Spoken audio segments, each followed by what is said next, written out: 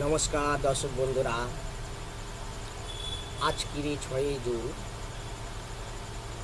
মেষ রাশি জাতক এবং জাতিকাদের আজকের দিনটা একটু চিন্তা ধারণাভাবে যাবে।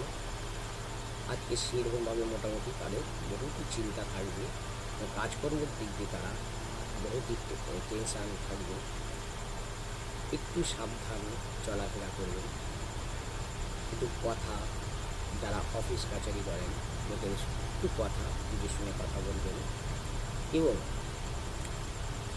আজকে সাবধান একটু চলাফেরা করবার থাকবে।